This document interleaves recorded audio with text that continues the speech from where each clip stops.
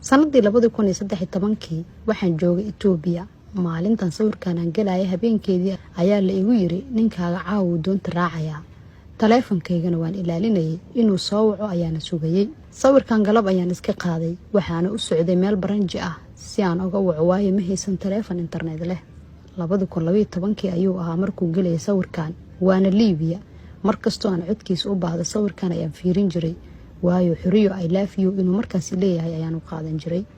waxaan sameyn jiray waxyaabaha lagu qurxiyo guryaha dadka dhoofay ayaan ka gadan jiray si aan lacag u helo. lacagtaas ma aha inaan cuno ama qooto laakiin waa lacag aan asaga markasta ku waco si aan u helo. inaan barto waxay ugu kaliftay si aan lacag u helo si uu markuu ii soo baaqaba aan hore uga waco. cajiib. sawirkiisa wuxuu ahaa wehelka kaliya aan haystay waayo markasta ma heli karin. taleefankana ciriiri ayuu nagu ahaa inkastoo markii dambe aan helnay taleefan qad leh. maalintan maalin iga farxad badneed ma jirto. waa maalintuu Talyaaniga galay ninkaygii. waa sawirkiisa ugu horeeyay oo Talyaaniga ku galo. alxamdulillah maalintaas labadeenaba waan wada oynaynay waayo Liibiya ayuu ku rafaaday muddo 2 sano oo uu joogay. mar xabsi garo mar doontii uu saarnaa ay gadoontay oo habreertiisa xitaa ku dhimatay. maalinta kale oo dunida ugu farxad badneed waa sawirkan. aniga Sweden ayaan imid asagana wuu iigu yimid 2014. curadeena ayaa caloosha noo gashay laakiin wax guri ah ma haysan asna sharci muu haysan. meel aan ku dhalo ma haysto qof ilmo haystana cid ma hayn karto waliba nin uu la sii socdo. maalintan waxaan go'aansanay inuu iska laabto intaan guri helayo. maalintan qorshuhu wuxuu ahaa inuu baxo laakiin haddana oohinteedii ayuu u adkeysan waayay oo wuxuu yiri tuulo walaashay degan tahay ayaan aadeynaa gurina halkaas ayaan ka raadsanaynaa. gabadheena ayaa noo dhalatay intisaar. sariirtii ugu horeysay oo aan dhiganana waxay ahayd gacan labaad ama sariir celis ah. guri ayaan helnay alxamdulillah noloshuna way noo bilaabatay. gurigana waa gurigeena ugu horeeyay oo aan anaga si caadi ah u qaadanay calaashan u kireysanay. sawirkan waa maalinta uu xareysanayay dacwada ama sida uu sharciga ku heli lahaa ninkayga.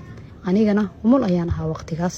sawirkan isaga ayaa iga qaaday. waa maalintuu sharciga Sweden helayay ninkayga. sanadkuna waa 2016. markay noloshaydii isku aaday jirkaygii ayaa xaafado noqday oo waan cayilay. stress kale ayaana ii bilowday. maalintaas ayaa noloshayda waxaan ku gaaray go'aan inaan bedelo oo hilibka iska rido si farxadii aan u soo samreeyay anigii ninkayga waan ula wadaagaa anigoo qurux badan.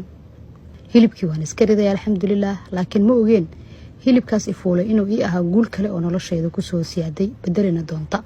mana ogeen inuu soo saari doono kumanaan gabdhood oo ka tirsan tiimka gabdhaha go'aanka ku gaaray inay hilibka iska ridaan. taas macnaheedu waxa ay tahay markii ay hilibka iska riday waxa ay baratay sirta ka dambeysa sida fudud ee hilibka la iskaga ridi karo. waxayna noqotay macallimad ama qabiir ku takhasustay sida fudud ee hilibka la iskaga rido calooshana la iskaga jaro.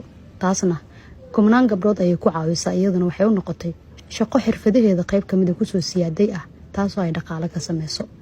hadda gurigii wuu isbedelay sida iska cad waayo way shaqaysatay laakiin gurigan alaab celisa markaan ma ahan beetir iyadoo kaftamaysa oo waa alaab cusub. xataa xilli waxaa jirtay aan Sweden anagoo jooga 10 bisha biilka igu go'i jiray.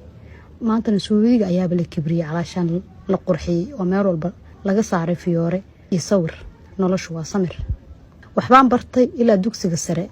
assistant nurse ama kalkaaliye caawiye ayaana noqday. waxaana noqonay family 6 qof ka kooban. alxamdulillah.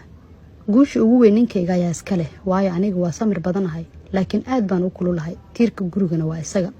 isagu waa qof degan oo mas'uul ah hadalna aan badneen. anigana waa war badanahay waxaana ahay dadka hadallada xumaanta ka raadiya. laakiin hadda dabeecadiisa ayaan yeeshay oo si degan ayaan ula hadlaa waana joojiyay dabeecadahaygii hore. alxamdulillah hadda baybigii shanaad ayaa noo soo socda oo caloosha ku jira. sidaas ayaanu ku yihiin qoys qurux badan. waa xuriyo aayar socoto oo ku nool wadanka Sweden oo taariikhdii nolosheeda 2013 ilaa 2023 inta u dhaxaysay nala wadaagaysay. waxayna qayb ka tahay challenge ka socda TikTok oo qof walba uu ku cabirayo dareenkiisa nololeed ee uu soo maray qaab sawir ah isagoo sawir ku soo dul qoraya wixii dhibaato ah ama farxad leh ee uu soo maray intii waayihiisii uu soo maray. dulucdii ujeedada aan sheekadan u soo qaatay anigana waxa ay tahay in qoysas badan oo maanta duruufo adag oo nolosha ay ka dhaxayso ku jira inay ku samraan oo ku wacyi qaataan inay nolosha isbedeli doonto guulna la gaari doono haddii la isgarabsado ilaan hore baa loo yiri gacmo wadajir bay wax ku gooyaan.